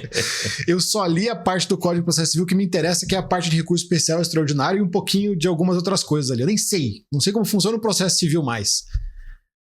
Eu lembro do Cacai, salvo engano, falando. E o Cacai dizendo, não, porque uma vez chegou pra mim uma mulher e falou que tinha uma separação, um grande inventário pra fazer. Aí ele, não faço. Lá, mas eu não sei quantos milhões. Ele falou assim, cara, deu até vontade. Deu até vontade, mas não faço. Então é a mesma coisa, tem parceiro para isso, você consegue outras formas, você ganha dinheiro junto, você vai junto com o parceiro, indica o parceiro, ganha dinheiro junto com ele, tem outras formas de fazer. Mas esse negócio do conteúdo sempre foi no criminal. Aí eu fiz o YouTube, eu fiz YouTube e Facebook. Na época tinha os dois. No Facebook acho que eu cheguei ali a 11 mil seguidores na página do escritório, né? No YouTube a gente fez um canal que ele durou até 2014. Aí os meus sócios na época não estavam muito afim de fazer conteúdo. Começou só que eu produzia conteúdo. E o nosso canal, ele não tinha monetização. E eu tinha uma ilusão de que eu dava pra ganhar dinheiro com o YouTube também, de monetização. Por que não tinha monetização? Porque eu sou burro.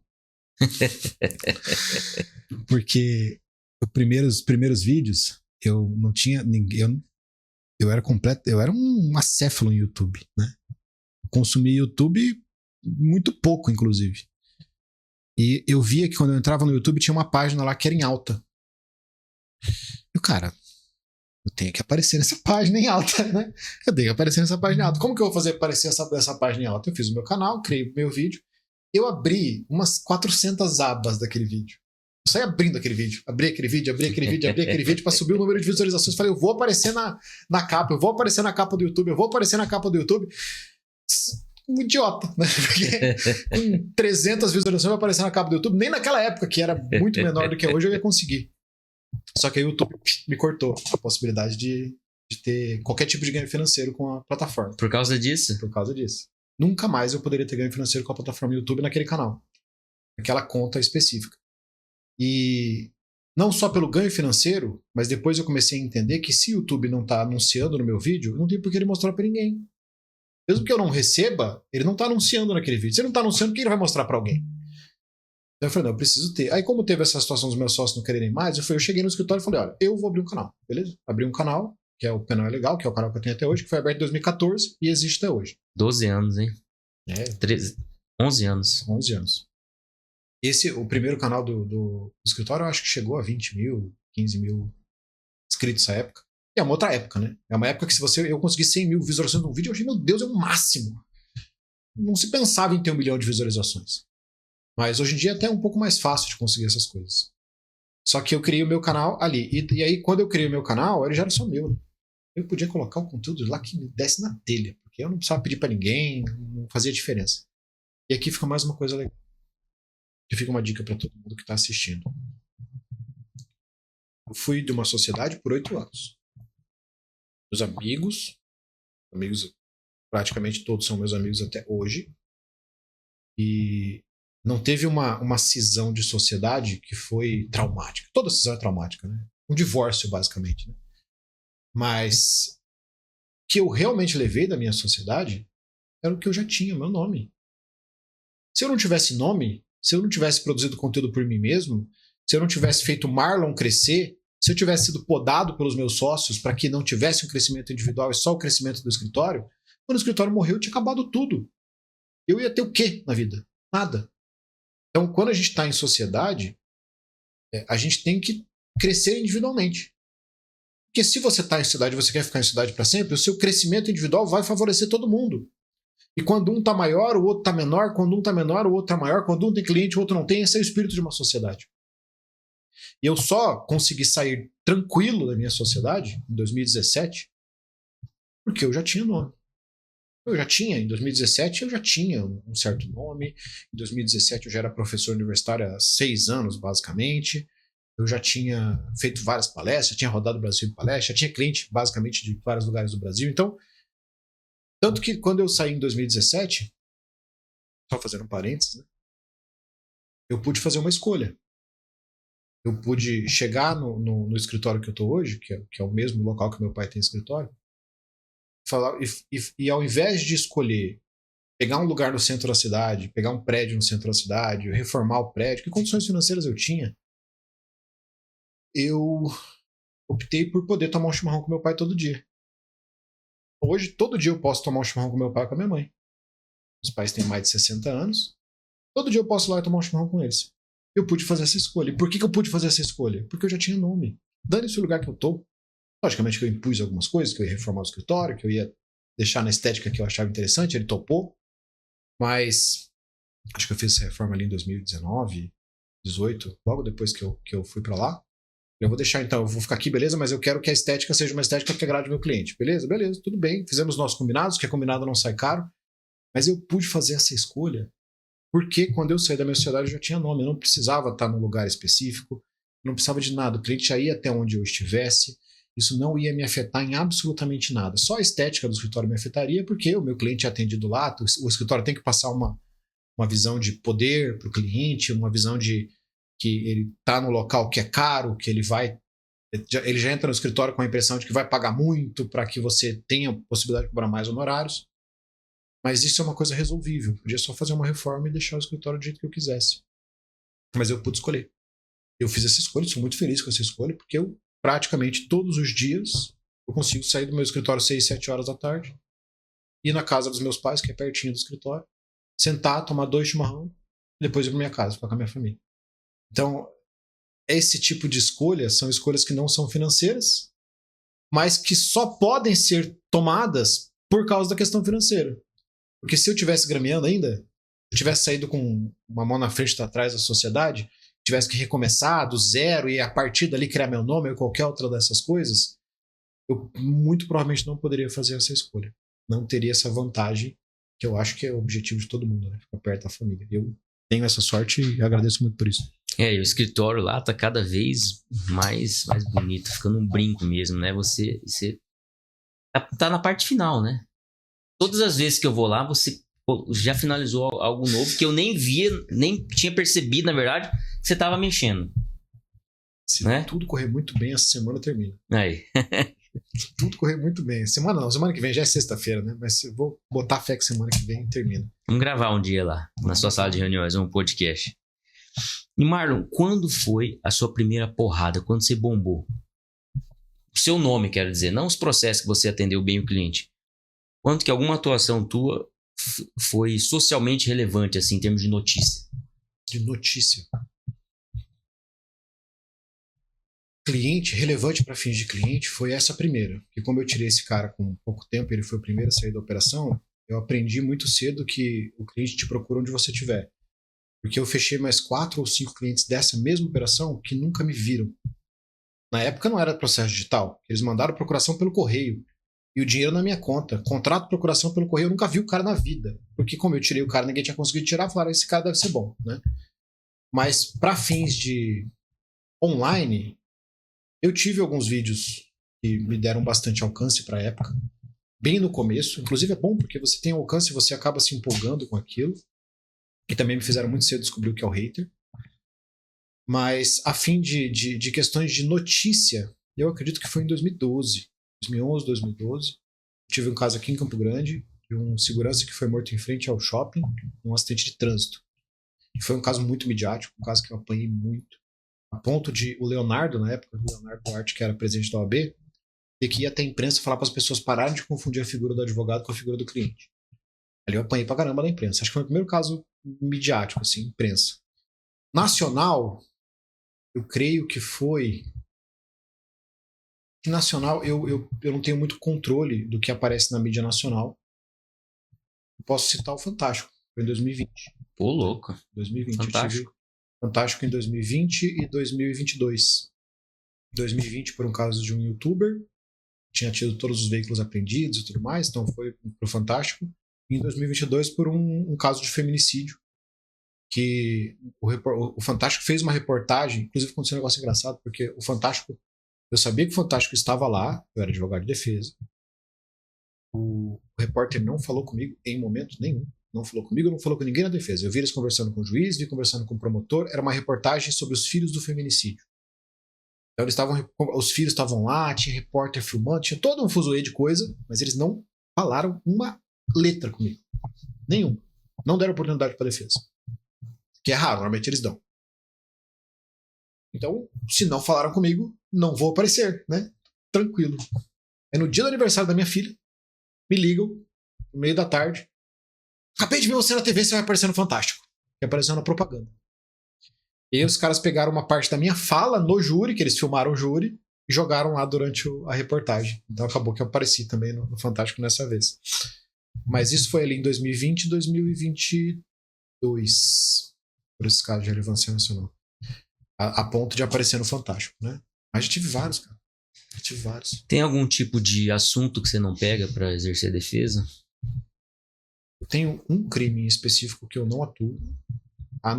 Não atuo de maneira livre, porque eu não sou Estado. Então eu não estou aqui para julgar o meu cliente, se ele é inocente, se ele é culpado. Eu estou aqui para apresentar a melhor defesa possível dentro da condição dele. Né? Meu dever ético é para com o meu cliente. E justamente pelo meu dever ético ser para com o meu cliente, eu tenho que estar em condições de apresentar a ele uma boa defesa. E tem um crime que eu não considero que eu teria condições de apresentar uma boa defesa caso meu cliente fosse culpado, que é o estupro de vulnerável. 217A, né? Não sei se... Que é por causa às vezes a rede social não deixa você falar certas palavras, né? Esse crime, eu tenho concepções muito próprias em relação a ele. Eu tenho a sorte e competência de, até hoje, não ter tido nenhuma condenação transitada em julgado por esse crime. Todos foram absoluções. Tem condenações de primeira instância, que foi recorrido e foi alterado, mas nunca tive um cliente que teve que cumprir pena, porque todos os clientes que eu peguei desse, eu tenho absoluta certeza que são inocentes. Então o cara senta na minha frente, se é esse crime, não me importa, eu defendo, se eu acreditar que ele é inocente. E é uma concepção própria, né? Pode me enrolar, pode ser culpado, pode conseguir me enganar, não vai ser fácil. Eu tô nisso há quase 18 anos, né? A gente já sabe os trejeitos do cara, sabe que o cara na primeira vez que conversa com você, ele vai mentir para você, o cliente na primeira vez que conversa com você, ele vai inventar na cabeça dele uma versão defensiva que ele julga que é o que vai absolver ele vai tentar te convencer dessa versão para você defender essa versão. Eu sei que isso vai acontecer porque acontece comigo todo dia. Mas se eu sentir que o cara é culpado, eu não pego. Então, você que é juiz, se o Marlon tem o nome do Marlon lá, você pode ter certeza que aquele cara nesse crime é inocente. Porque eu não pego.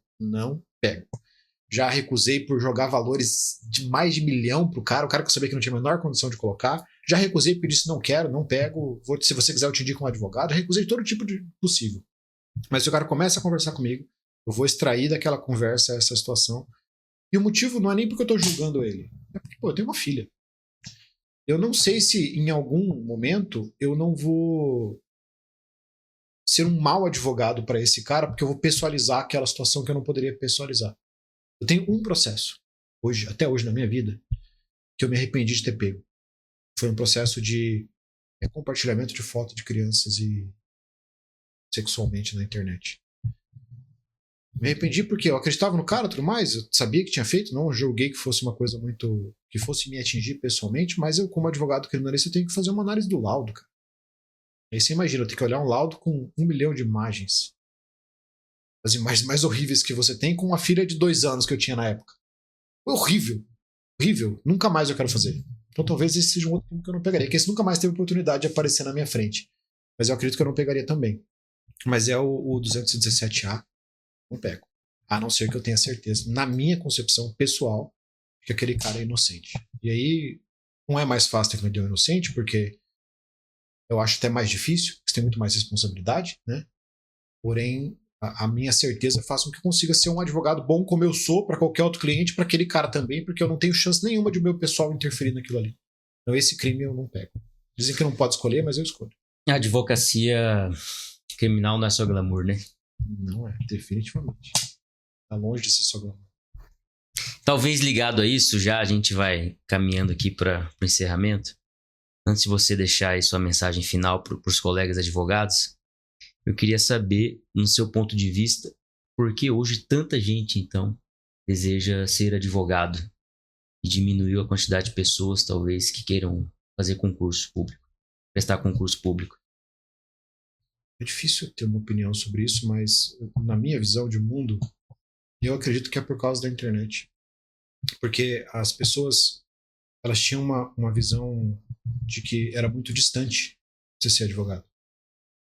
Sempre tive, e as pessoas têm até hoje. Advocacia criminal ou qualquer outra advocacia é sobrenome. Se você não tem um sobrenome tal, você não é um bom advogado. Você só vai ter cliente se você for rico, se seu pai conhecer todo mundo, ou se você já tiver cliente que vende alguém.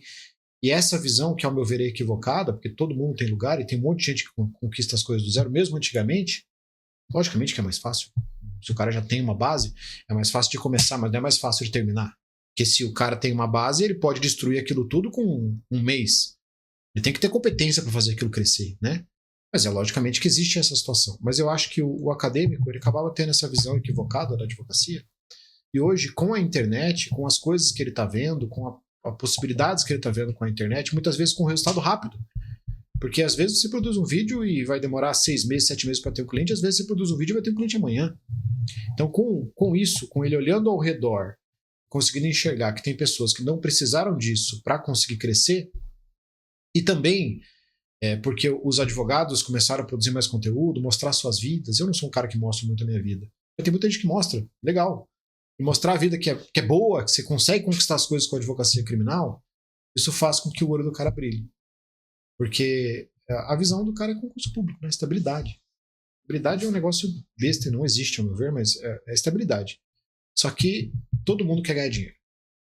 Então, o cara, para ganhar mais que um bom advogado hoje, num concurso público, eu acho que não tem concurso público que ganhe mais que um bom advogado.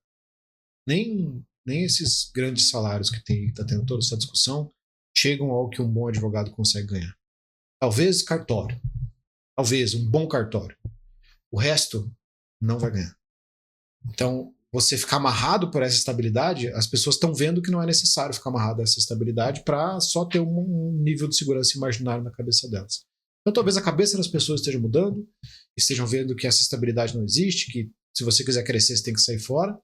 Mas eu acho que, principalmente, olhando como elas conseguem olhar ao redor e verificar que tem muita gente boa que está fazendo, que está crescendo, que está conseguindo e está conquistando, sem depender de tudo que era o estereótipo antigamente, faz com que lá na faculdade ele já tenha a visão. Porque na faculdade ele já está consumindo conteúdo. O que eu mais recebo mensagem de cara que está no primeiro semestre de faculdade. Doutor, eu estou no primeiro semestre de faculdade e eu quero ser advogado criminalista. O que eu tenho que estudar? Eu falei tudo que você vê na faculdade. Se preocupa com isso quando você terminar a faculdade. Termina para fazer uma boa faculdade, aí depois você vai e começa a estudar o criminal. Não vai querer estudar só criminal agora porque não vai adiantar. Você vai nichar na faculdade já é demais, né, cara? Mas às vezes no 9º semestre já dá para você falar, não, posso começar a produzir conteúdo. Não vai falar que é advogado, porque você não é. Mas você não precisa ser advogado para produzir conteúdo, explicando um conteúdo. Só você explicar um conteúdo.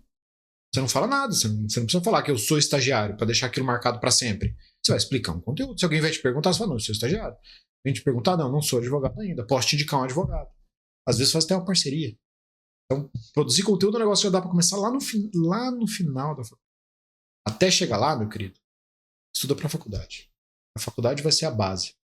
E naturalmente, apesar de eu falar que eu não preciso estudar processo civil hoje em dia, é uma brincadeira. Eu realmente não preciso ler o processo civil inteiro. Mas eu preciso usar processo civil todo dia. Eu tenho que estudar direito civil e usar direito civil todo dia, basicamente, na minha profissão. Eu tenho que estudar biologia e usar biologia. Eu sou criminalista. Eu tenho que saber quanto tempo demora para o sangue coagular. Tem que saber como que é um ferimento quando ele entra e quando ele sai, que é medicina, que não tem nada a ver com a advocacia. Então você tem que ter um estudo muito abrangente, vai ter que estudar. Então é bom aproveitar a faculdade, estudar bastante, porque você, quando chegar na advocacia, você vai estar mais preparado para os estudos específicos que você vai ter que ter, e aí você já vai ter a base para poder dar esse próximo passo. Nesse aspecto, o único receio que eu tenho com as redes sociais é de que, apesar dela criar essa grande abertura, essa grande avenida para todo mundo andar nela, como o acadêmico do primeiro semestre que consegue te alcançar e ter contato com você para obter alguma orientação, é que isso cria um comodismo nas pessoas e que elas parem de conviver pessoalmente, parem de ir até o próximo para servi-lo. É muito cômodo ele te mandar uma mensagem perguntando o que você tem para entregar para ele, né? Como ele veio ali, e nunca vir até você online, que seja dizer, Marlon, tem alguma coisa que você está precisando? No que eu posso te ajudar? E óbvio que as coisas na vida não são dessa maneira, mas a convivência presencial e pessoal leva a esse tipo de servir mútuo, né? Que parece, de certa forma, que vem diminuindo. Eu tinha iniciado um raciocínio lá atrás e tem a ver com isso, eu acabei não desenvolvendo. Você falou, a grande oportunidade que é isso aqui, esse podcast, todos os podcasts, o Instagram, todas as redes sociais que você utiliza, para as pessoas alcançarem o que você é, o seu conteúdo e aquilo que você opta por colocar na rede social. É um canal maravilhoso mesmo. Deu amplitude, vamos dizer assim, multiplicou o alcance de algo que tem na história do mundo, né? Que é a pessoa mais experiente, forjar gente mais nova, com menos experiência ou sem experiência, que tem vontade de aprender, de conviver, de estar junto. Eu tive a sorte a sorte mesmo, a bênção de Deus de poder conviver com advogados mais experientes desde o meu primeiro semestre na faculdade. Desde a primeira semana, na verdade. E cito 2 exemplos aqui de advogados consagrados que são abertos até hoje para qualquer advogado experiente, com média experiência ou no início da faculdade, um acadêmico. São abertos a conversar, a dar alguma orientação. Helenice Carrilho e Carmelino Rezende. E oportunidade eu tive de conviver pessoalmente em reuniões, em congressos, em conversas mesmo informais que eu tive com outras pessoas que de alguma forma foram forjadas por esses mesmos 2 advogados. Foram presidentes da OAB, advogam por volta aí de já 50 anos de advocacia. Então, essa modulação nova que a rede social traz, ela é histórica. Você aprende com pessoa mais experiente, com convivência. Agora, o meu receio é que ela leve alguma espécie de letargia, ou seja, a pessoa que não vai produzir conteúdo, que vai só consumir, ela não se forge servindo, se colocando à disposição e sentindo mesmo a dificuldade do outro. Você nunca vai abrir na sua rede social algum problema seu, alguma dor sua. Você, Marlon Ricardo. Porque isso hoje não vai somar na vida daquelas pessoas e de alguma forma pode fragilizar, enfraquecer a sua imagem, que é necessário, inclusive, para ajudar essas pessoas. É tudo que eles estão querendo. Né? Tem gente que está olhando para isso querendo uma fragilidade para poder te atacar. Então, há pessoas que fazem isso em algum tipo de circunstância na qual a audiência ou o aluno vai se aproveitar positivamente disso. Agora, na relação interpessoal, você, com qualquer pessoa, mesmo que você não conheça, você vai abrir alguma dificuldade sua, algum problema que você teve. E isso é presencial. Isso não acontece no digital e acho que nunca vai acontecer, né? Da maneira fidedigna que acontece no presencial. Esse é meu único receio. E eu acho muito importante mesmo que advogados convivam com advogados.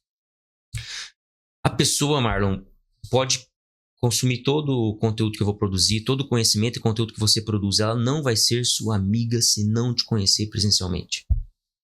Pode ser seu colega, inclusive, de produção de conteúdo, de participação em congressos, mas se encontram só nesses momentos, rapidamente, não é seu amigo. Não vai entregar para você tudo que pode te entregar, né? Esse é o meu receio, que as pessoas se acomodem, parem de servir, parem de ser servidos e que fiquem, vamos dizer assim... o Carlos Marx fala muito disso, né? O Carlos é uma pessoa que foi forjada, que aprendeu muito com o Carmelino. O Carlos foi presidente da OAB mais novo, com 32 anos, mais novo na história do Brasil. No 5º ano de faculdade, 6º ano de faculdade, 7º ano, ele estava ali como presidente da OAB. Antes disso, ele vinha como secretário-geral.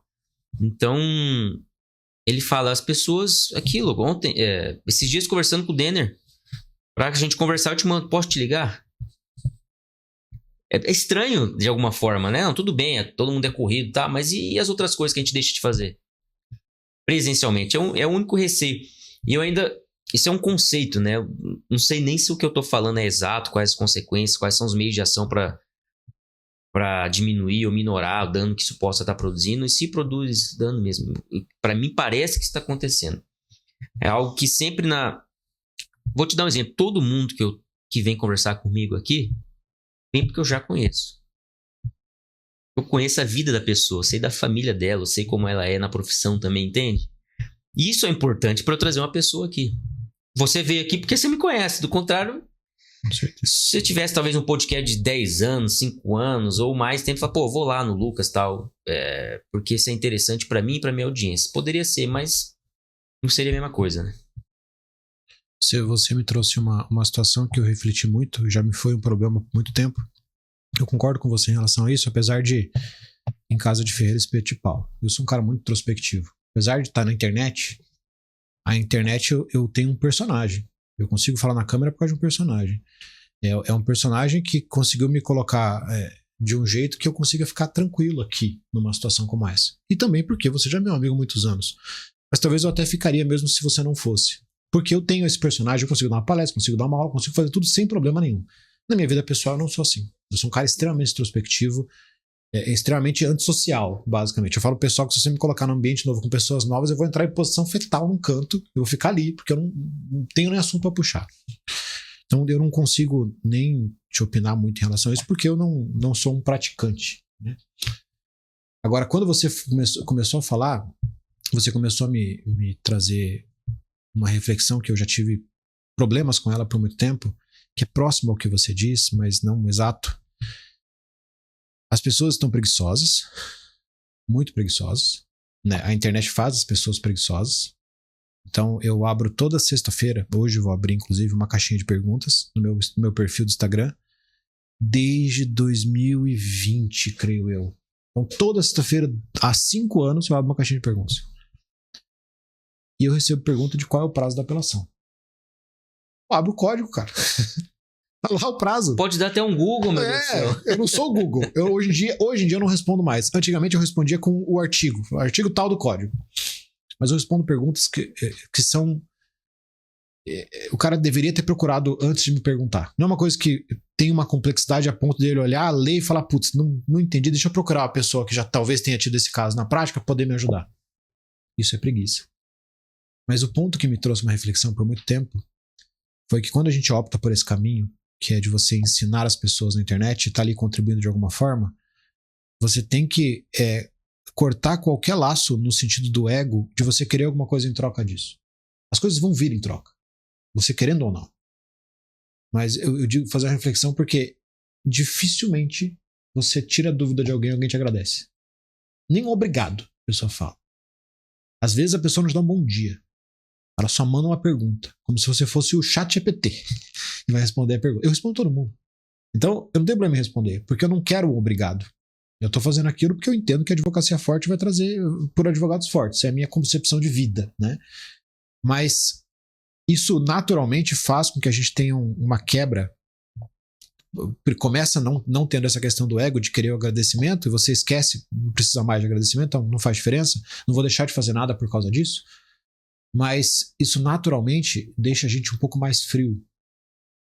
Porque eu parei de me preocupar se as pessoas estão preguiçosas ou não. Eu não respondo a pergunta, mas hoje em dia o meu pensamento é o seguinte: a advocacia não está saturada. Tem muito advogado incompetente. Se duvidar, a grande maioria. Eu pego o processo que o cara não lê nada, que o cara não faz nada, que o cara fica o processo inteiro coçando, e que se você pergunta uma coisa do processo, o cara nem sabe. Nem lê o processo, não atende o cliente, não responde o WhatsApp, não faz nada. Mas ele é advogado, e ele vai continuar sendo, e vai continuar naquele mundinho dele pra sempre e vai se ferrar. Mas eu não me preocupo mais com isso.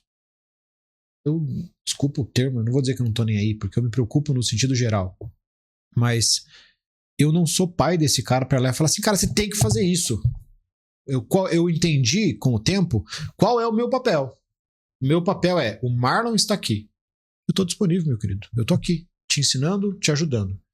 Se você quer aprender ou não quer, se você quer colocar em prática ou não quer, se você quer fazer aquilo que eu estou dizendo ou não quer, se você quer ser um bom advogado ou não quer, se você quer estudar ou não quer, se você quer fazer ou não quer, aí você faça a sua escolha, arque com as consequências dela, só que infelizmente eu não posso fazer nada. Meu papel é estar disponível.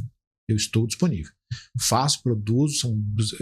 Uma vez o cara veio falar assim: fala sobre o assunto tal. E eu tinha respondido uma pergunta na semana anterior. E todas as perguntas que eu respondo vão pro meu Reels. Falei, olha meu perfil, cara. Se eu fizer uma pergunta no meu Instagram agora, você já viu todos os vídeos que tem no meu Instagram? Não vai ter 1% que vai dizer que viu. Porque eles estão ali só para aquele consumo de imediato. A dica, o macete. Um caminho rápido, uma fórmula mágica.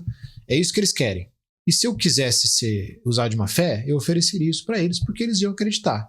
Logicamente que eu não faço.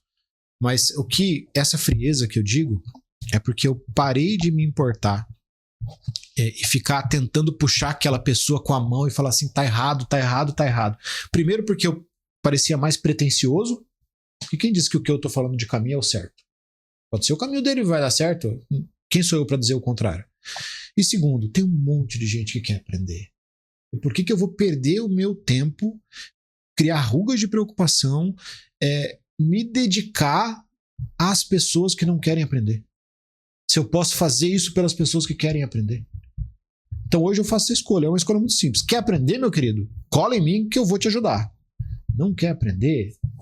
Vai, segue seu caminho, tem lugar para todo mundo, cada um tem seu espaço, e eu sempre falo, a advocacia tem séries A, B, C, D e E, e tem lugar para todo mundo. Você talvez não consiga chegar na série A nunca, mas aí às vezes no momento futuro você vai mudar, vai acordar para a vida, mas não sou eu eu vou querer te pegar pela mão e falar assim, você tem que fazer isso porque o que você está fazendo tá errado. Então, essa abnegação gera frieza. Então, eu não me preocupo mais com o agradecimento. Já me preocupei, já me atingia isso antigamente. Pô, meu cara não... A gente sempre fala que o cara tem que servir para ser servido, né? E eu tento servir o máximo possível. O cara só vem querendo ser servido, querendo ser servido, querendo ser servido. Tem gente que até hoje, o cara, toda sexta-feira, quando eu coloco caixinha de perguntas, ele me manda uma dúvida. Toda sexta-feira, há anos, me manda uma dúvida. Nunca me mandou uma mensagem de agradecimento. Tudo bem, eu vou continuar tirando a dúvida dele. Se for uma dúvida legal, que eu acho que contribui com todo mundo, eu vou continuar tirando. Só que isso para de me preocupar e, ao mesmo tempo, eu também paro de me preocupar. Porque se essa pessoa não tiver resultado, escolhas, consequências, né? Cada um faz suas escolhas, suas consequências. Eu faço as minhas, arco com as minhas, ele faz as dele e arca com as dele. E essa análise que você faz não é isso mesmo que você falou, não é nada do que não é que eu quero obrigar, você tá fazendo análise como professor, né? Isso é ruim pro cara, pô. De alguma forma ele tá imaginando que o mundo serve ele, tá olhando pro próprio umbigo, todo mundo deve tudo pra ele, não deve nada pra ninguém, quando é o contrário, ninguém deve nada pra gente.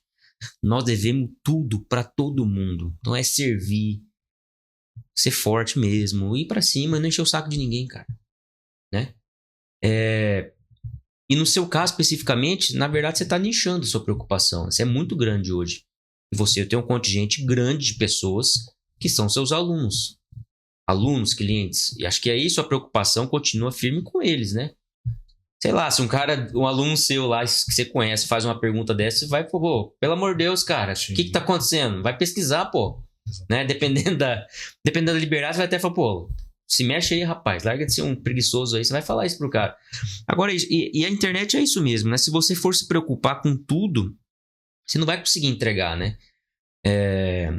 Eu acho que isso é natural mesmo, é um movimento próprio de quem é muito grande como você e continua produzindo muito. E aqui outro link que eu tinha muito, isso é um erro meu, no início lá em 2000, quando começaram esses lançamentos, 2018, 17, 18, eu ficava pé da vida, como eu olho hoje, falo que arrogante eu era. Pô, fulano vai abrir uma aula, vai vender mais um curso só.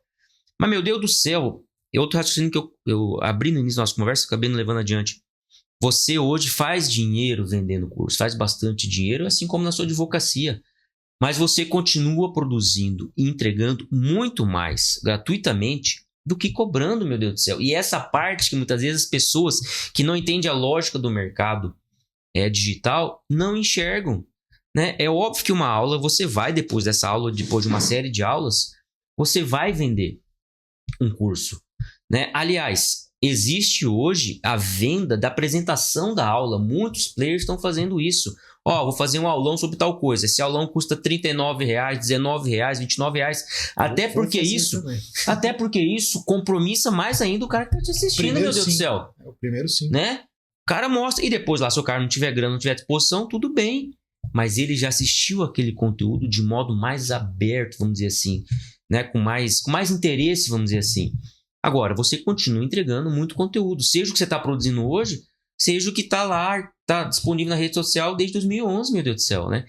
Mas isso, cara, eu achava um absurdo. Eu até falava pra minha esposa lá, falando, o cara vai vender mais um, só quer ganhar dinheiro. Pô, meu Deus do céu, qual que é o problema disso, cara?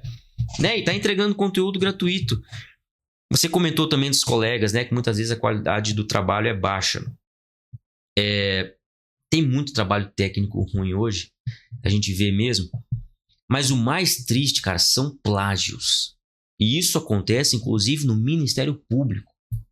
Meu Deus do céu, o pior que isso é que significa que a acusação ou a defesa não está cuidando daquele caso.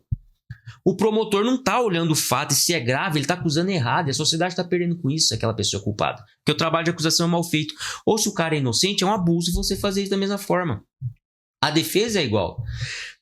Volto a falar, o dia que eu estava conversando com o Denner, ele falava de inteligência artificial. Ele fala, Lucas, você pega um processo PDF de 10 mil páginas, joga, faz o prompter, põe as perguntas, ou mesmo pede um resumo do processo, mas faz o prompter adequado para isso, em 3 minutos ele te dá o que importa no processo. Marlon, meu irmãozinho, estou muito feliz com a conversa que a gente teve. O podcast aqui geralmente gira em torno de 1 hora.